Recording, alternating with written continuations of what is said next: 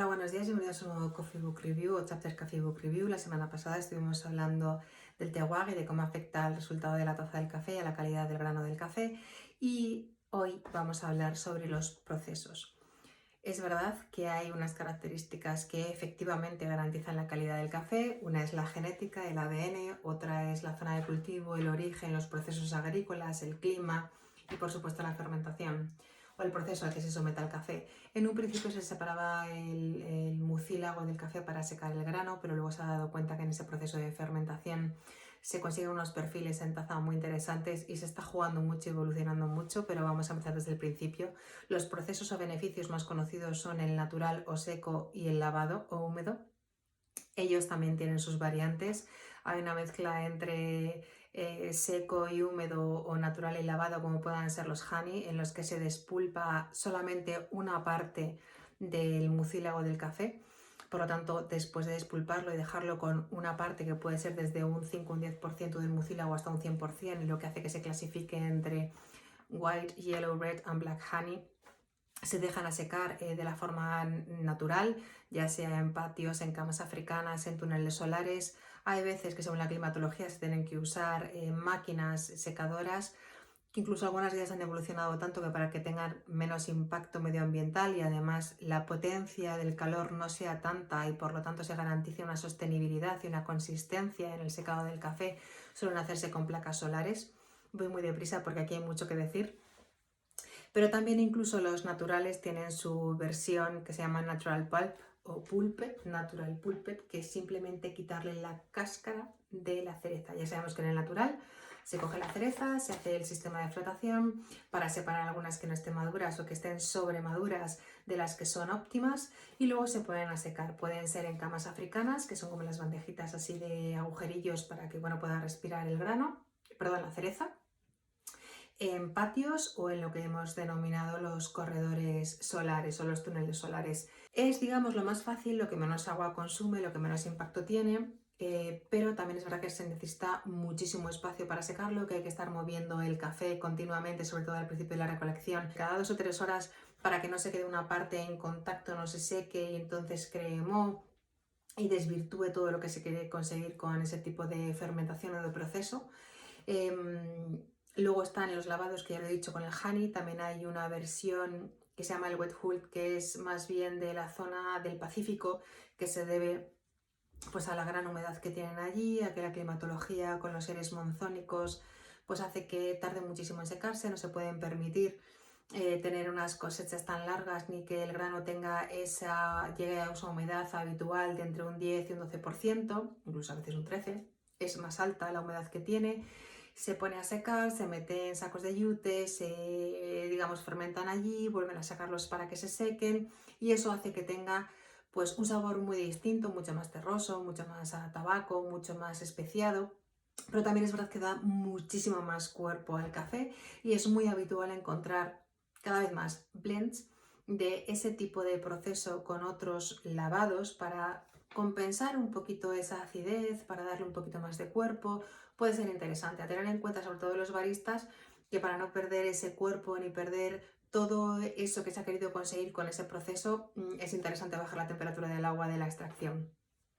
Los naturales suelen dar un café pues muchísimo más dulce, muchísimo más cuerpo, suelen ser más agradables quizás para todos aquellos que no están acostumbrados o no valoren lo suficiente o no les guste simplemente esos picos de acidez de lo que pueda ser un café lavado, en el que se despulpa el grano de café de la cereza, se puede dejar completamente limpio el grano. ¿Qué tipo de perfil da ese café cuando se seca? Se lava, por supuesto. Incluso se ha demostrado que cuando se seca el café y se vuelve a aclarar, pues tiene unos resultados todavía muchísimo mejores en taza, aunque hayan pasado 14 horas desde que se supone que está seco. Me da igual que sea el proceso natural o el lavado.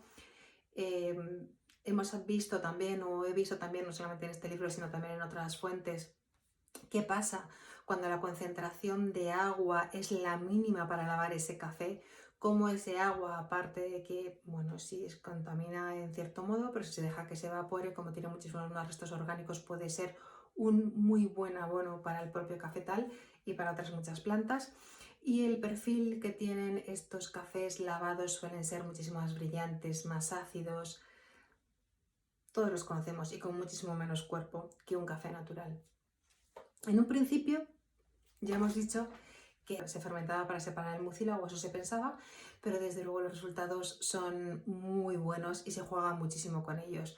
Todos vemos muchísimas veces cafés pues, con maceración carbónica, que es muy característica del vino, en la que no se fermenta con oxígeno, es una fermentación. Decir anaeróbica es casi una reiteración, porque una fermentación ya encierra por sí mismo ese término que no tiene oxígeno. Lo de anaeróbica nos sobra.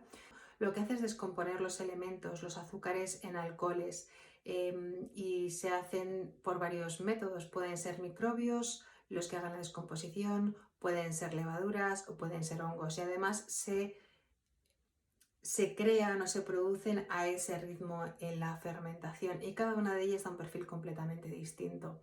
Cuanto más lenta sea la fermentación y a una mayor temperatura, puedes obtener perfiles más dulces del café, y si lo haces a una menor temperatura y más rápido, suelen ser más ácidos. Por lo tanto, son formas de resaltar atributos del café que tú quieres quizás potenciar.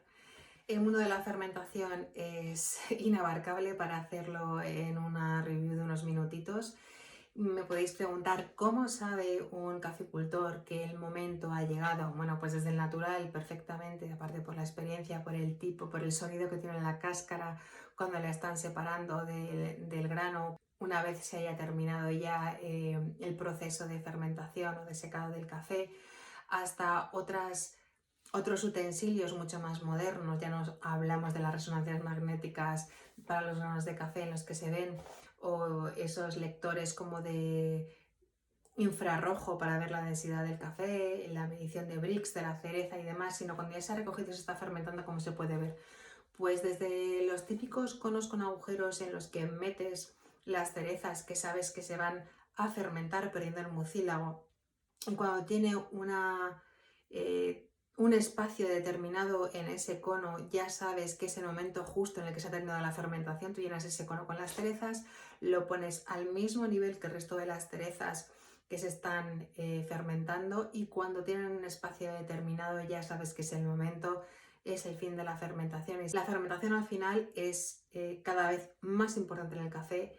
Yo creo que puede ser incluso el 60% de lo que pueda ser el resultado del café en la taza, por supuesto pensando que el tostador y el barista lo extraen bien. Así que nada, muchísimas gracias por vuestro tiempo, espero que os haya parecido muy interesante la fermentación, que os dé por indagar un poquito, y la próxima semana más. Muy buen día, chao.